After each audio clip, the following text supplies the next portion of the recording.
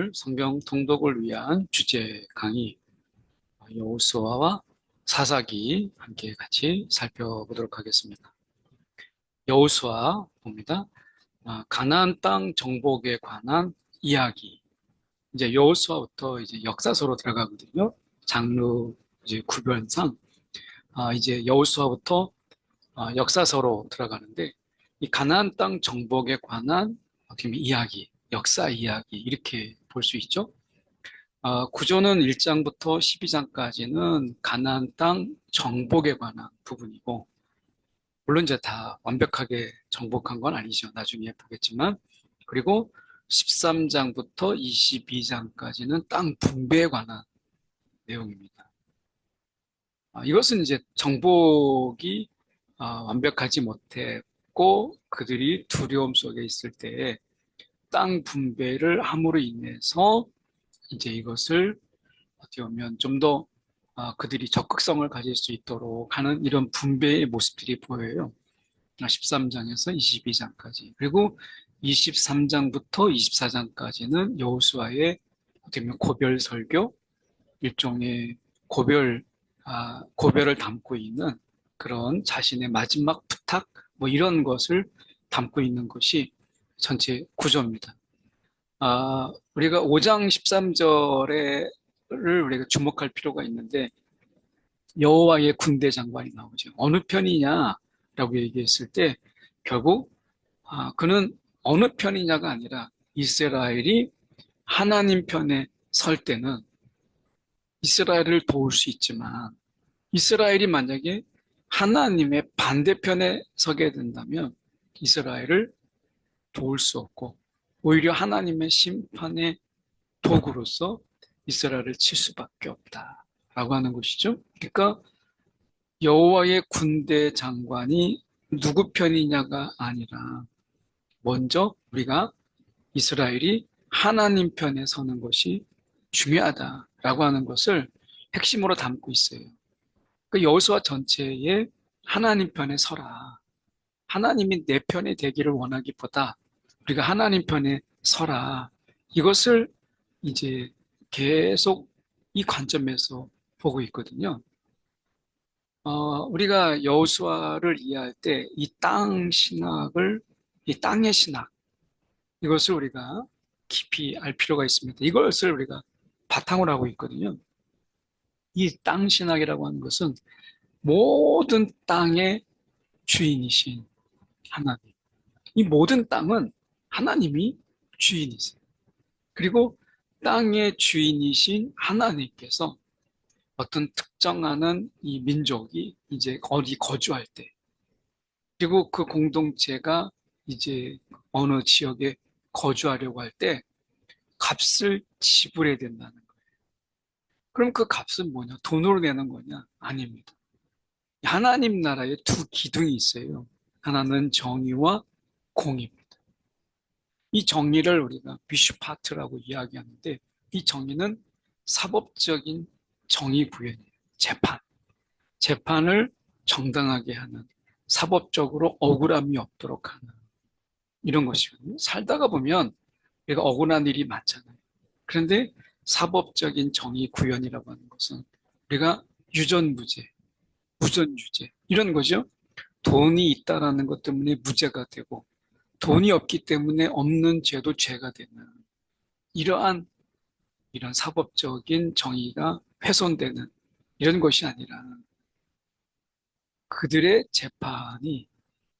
재판을 통해서 억울함에서 벗어나고 누구나 그 사법적인 정의를 통해서 정당하게 세상을 살아가도록 하는 하나님 나라를 살아가는 것이죠. 또 하나는 체다카라고 하는 이 공의입니다. 서로가 서로를 형제로 대하는, 어떻게 보면 서로를 인정하고 서로의 다름을 인정하는 거죠. 그 차이가 우리가 차이 때문에 그것을 다르다는 것 때문에 서로 죽이고 하는 게 아니라 다름을 인정하고 형제로 대하는 것. 이 정의와 공의, 이 두 기둥이 하나님 나라의 두 기둥이에요. 그리고 하나님께서는 모든 땅에 사는 민족이나 어떤 공동체가 그 땅을 살 때는 이러한 정의와 공의를 하나님께서 지불하도록 원하셨어요. 이게 샘플이 가나안 땅에 들어가는 이스라엘 백성이죠. 이 가나안 땅에는 아모리 족속이 살고 있었죠. 가나안 족속이 살고 있었어요. 이 아모리 족속이 다 죄가 더 찰 때까지 하나님께서 가나안 땅에 들어가는 것을 미루시죠. 그러면 하나님께서 그 아모리 족속을 가나안 땅에서 왜 내보내시느냐? 이 값을 지불하지 않았기 때문에. 그래서 강자가 약자를 억압하고 착취해서 약자들의 울부짖음과 이 신음소리가 난무하는 사회를 만들게 될 때 이 땅을 더럽히는 거죠. 땅의 신학에서는 그 땅을 더럽히는 거예요. 그 땅을 훼손하는 거죠. 그래서 임대료를 성실하게 납부하지 않은 거잖아요. 땅을 더럽힌 거니까. 땅을 깨끗하게 쓰라고 맡겼는데 이러한 죄악으로 인해서 강자가 약자를 억압하고 착취하는 것. 그래서 이스라엘 백성들의 멸망의 두 가지가 하나는 우상숭배고 하나는 바로 이런 거예요. 강자가 약자를 억압하는 이런 부분 속에서 그들이 위슈파트가 무너지게 되고 결국에는 그것으로 인해서 형제가 형제를 노예로 파는 이런 체다카가 붕괴되는 거죠. 이러니까 땅을 더럽히니까 이스라엘 백성들을 가나안 땅에서 내보내서 북쪽은 우리가 아수르에 의해서 남유다는 우리가 바벨론 포로로 끌려가잖아요. 바로 그런 내용이죠. 예언자들을 통해서 하나님이 경고하세요, 처음에. 그런데 그 경고에도 불구하고 임대료를 낼 마음이 없을 때 하나님께서는 땅의 임차인을 바꿔버리세요. 그게 가나안 땅을 하나님이 심판하시고 아모리 족속을 그 땅에서 내보내야 되고 그들을 정복해야 될 이유인 거죠. 근데 이스라엘 백성들이 그곳에 들어갔을 때 이 임대료를 성실하게 납부하지 않았을 때 그들도 역시 마찬가지로 그 땅에서 쫓겨나가는 일이 생기는 거죠. 이스라엘 역시 가나안 땅의 주인으로 들어온 것이 아니라 임차인의 자격이에요. 하나님이 그들에게 임대해 주신 거죠. 그래서 가나안 땅의 정착은 이 구원의 완성이 아니라 구원의 시작이에요. 이제 하나님의 나라를 그들이 살아내야 하는 것이죠. 하나님 나라를 살아간다는 것은 하나님 나라의 두 기둥, 정의와 공의를 행하며 살아가는 거예요. 12장 24절에 보면 31명의 왕 이렇게 나옵니다. 이것은 작은 성 하나가 국가예요. 여리고성, 아이성 이런 것들이 다 하나의 국가, 성 하나가 국가예요. 전체를 통치할 수 있는 그런 국가의 개념이 아직 없었기 때문에 도시국가 형태였던 것이죠. 그래서 그 성을 통치하는 왕이 있어요. 작은 성 하나가 국가니까. 성 하나가 국가고 그리고 그 성을 통치하는 왕이 있어요. 그래서 31개의 도시국가를 정복했다. 그런데 몇 개의 도시국가가 있는지, 그 중에 31개를 차지했다는 것은 몇 퍼센트인지 이걸 알 수가 없어요.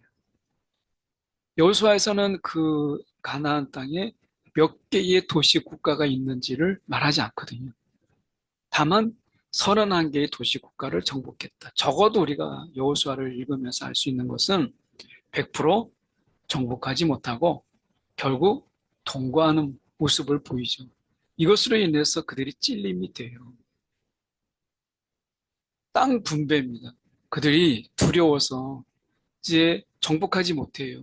미적거리는 거죠. 그래서 이제 궁여지책으로 한 게 뭐냐면 실로에 모여서 너희가 희망하는 땅을 그려와라. 지도상에서 이렇게 지도가 있는데 야 너가 어느 땅을 차지할래? 어느 땅으로 너가 할래? 희망의 땅을 분배합니다. 그리고 용기를 내어서 싸우도록 독려해요. 그러니까 지도상에 그들이 차지하고 있는 것은 그냥 하나의 분배의 모습이에요. 그리고 그들이 희망하는 땅, 이것을 그려오게 하면 이제 그 땅을 주었죠. 물론 이제 우리가 제비뽑기를 통해서 땅 분배가 있었지만 그들이 이제 더 적극적으로 싸우는 데 있어서 그 희망의 땅을 너희가 용기 내서 싸우도록 독려하기 위해서 다 정복하지 않았는데 땅을 분배하는 거예요.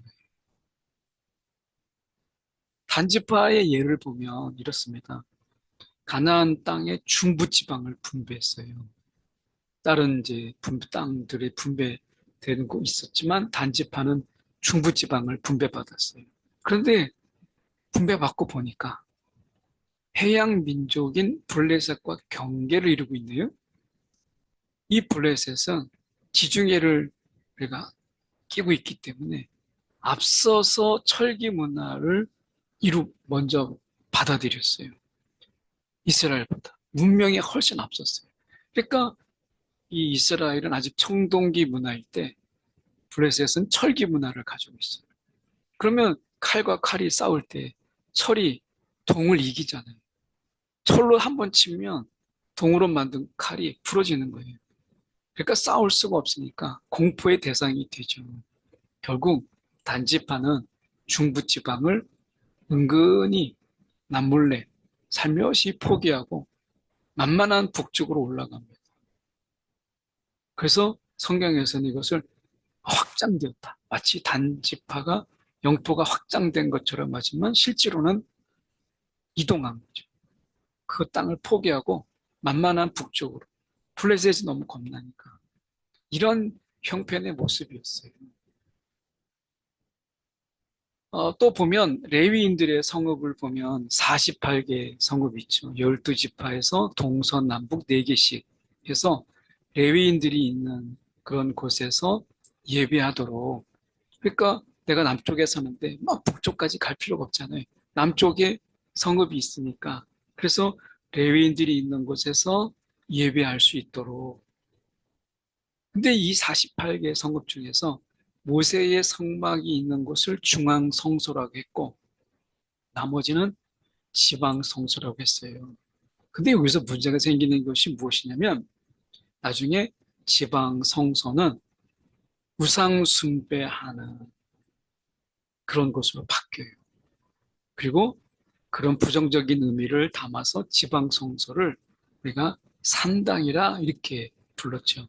이 산당에서 우상 숭배뿐만 아니라 굉장히 음란한 제사들이 많이 있게 되었고 이 산당이 오랫동안 계속돼요.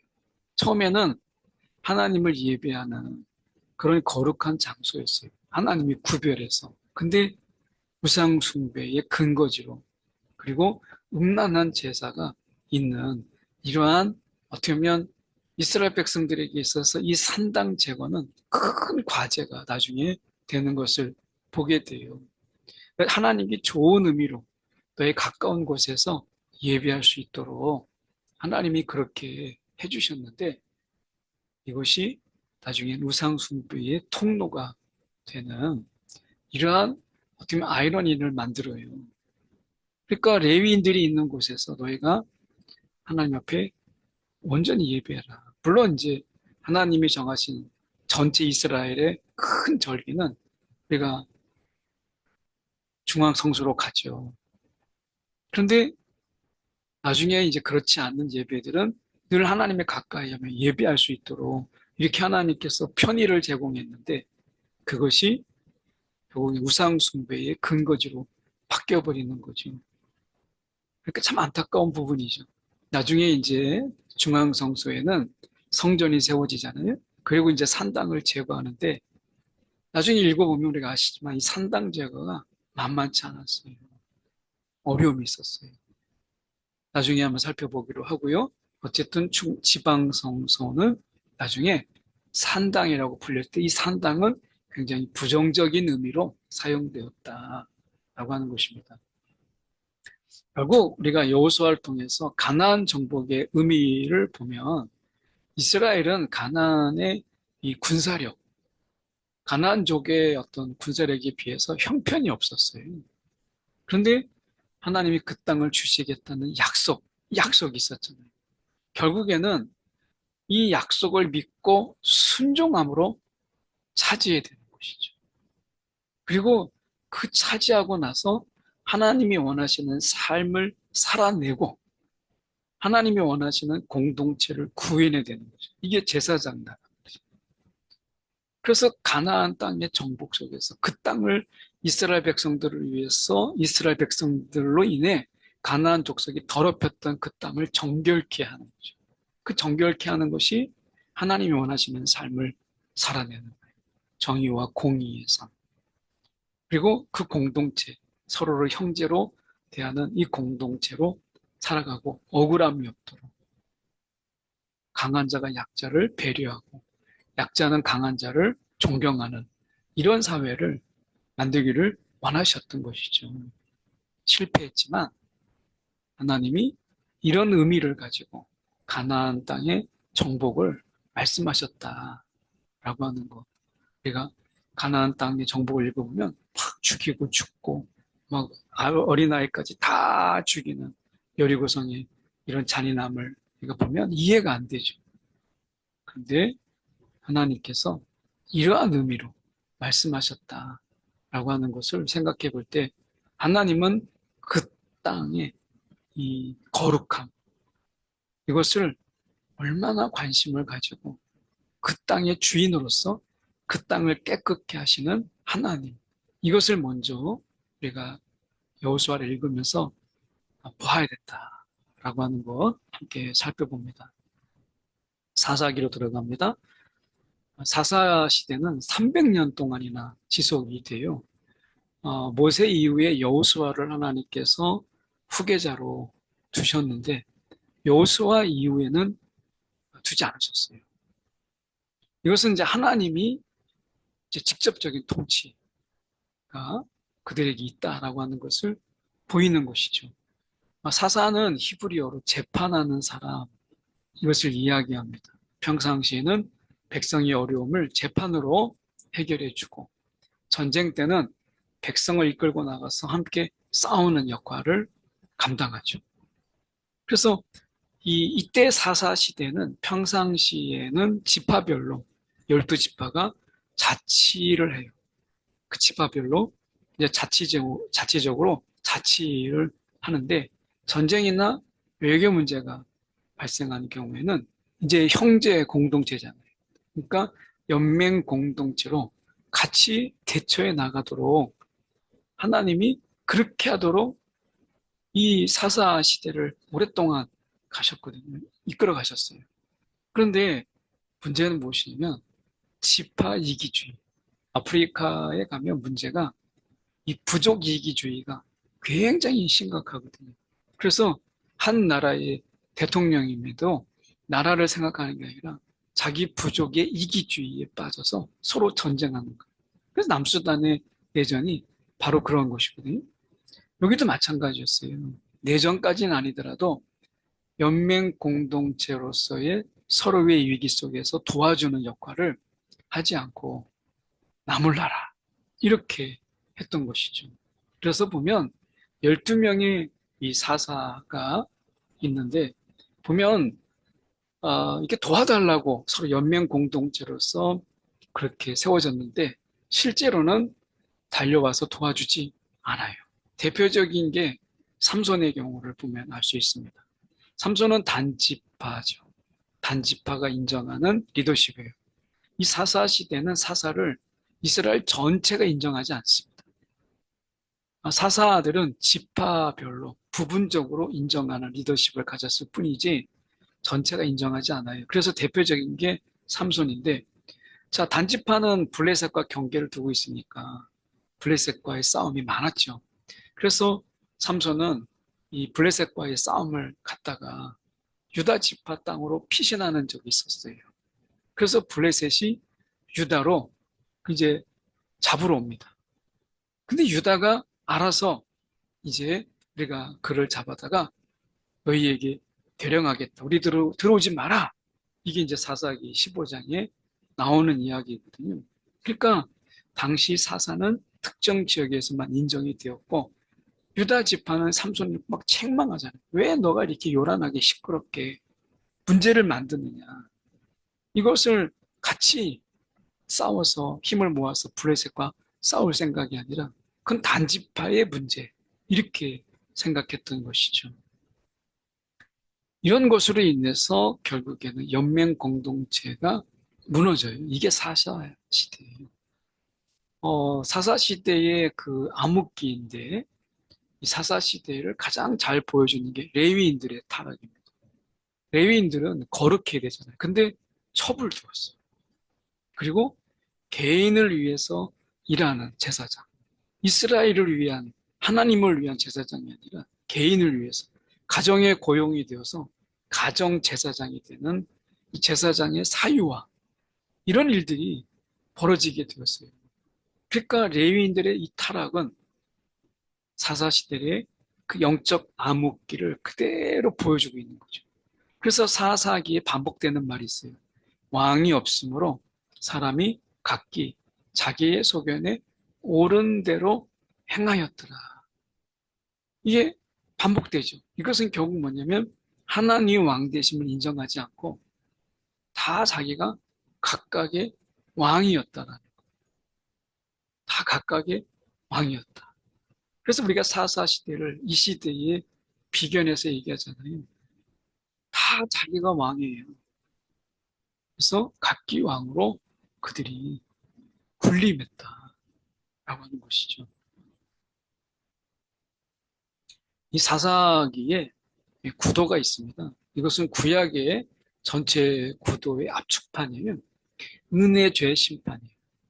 하나님이 사사를 세우셔서 이방인의 손에서 하나님이 구원하시는 하나님의 은혜가 있어요. 그럼 이제 사사가 있는 동안에는 이것이 유지가 돼요. 이 은혜가 있고 하나님을 두려워하고 그리고 하나님을 우리가 의식하며 살아가죠. 그런데 좀 살만해져요. 그리고 사사가 때로는 이제 죽어요. 그러면 그들이 이제 방만해지고 영적으로 느슨해져요. 그러면 다시 우상을 찾아요. 그들과 함께 동거하고 있는 그 이방 우상들을 섬겨요. 그러면 하나님이 다시 그 죄에 대해서 하나님이 심판하세요. 그러면 그들이 못 살겠다고 막 부르짖으면 하나님이 또 사사를 보내셔서 그들에게 은혜를 베푸세요. 은혜, 죄, 심판. 이것이 사사기뿐만 아니라 구약에서 계속 반복되는 패턴이에요. 이것으로 인해서 시간이 갈수록 그들이 사사들의 수준도 낮아지고 그들의 영적인 수준도 점점 낮아지는 이런 하향 평준화가 이루어지게 되는 것을 보게 돼요. 결국 은혜, 죄, 심판의 패턴을 깨지 못하고 은혜가 은혜 위에 은혜, 은혜 속에서 더 큰 은혜로 나아가지 못하고 죄로 나아가게 되는 이것은 근본적으로 하나님을 진정으로 왕으로 삼지 않는 그들의 모습 때문에 그런 것이죠. 오늘 우리가 이 신사사기 시대에 산다고 하는 이 시대 속에서 스스로 왕이 되는 대답이 없어요. 답이 없어요. 이 루틴을, 이 패턴을 벗어날 수가 없어요. 벗어나는 유일한 길은 하나님을 온전히 왕으로 섬기는 것이에요. 그럴 때 나의 권리를 그분께 온전히 맡길 때 은혜, 죄, 심판이라고 하는 이 반복에서 벗어날 수 있다. 이 패턴에서 벗어날 수 있다라고 하는 것을 기억하는 저와 여러분 되기 원합니다. 기도하겠습니다. 사랑에 많으신 하나님 아버지, 여호수아와 사사기를 통해서 하나님을 의지하고 하나님께 내가 순종한다는 것, 그 약속을 의지하여 순종한다는 것이 얼마나 중요한가. 그리고 하나님이 원하시는 하나님 나라를 살아내는 것이 이 시대 속에서 얼마나 중요한 중책인지 다시 한번 우리가 하나님이 우리를 부르신 그 분명한 사명을 우리가 다시금 마음에 새기며 이 땅을 살아가게 해 주옵소서. 오늘도 스스로 왕됨의 자리 속에서 내려오고 주님을 온전히 우리 예수님의 왕으로, 우리 인생의 왕으로 늘 고백하며 살아가게 하여 주옵소서. 살아계신 예수 그리스도를 받들어 기도드렸나이다. 아멘.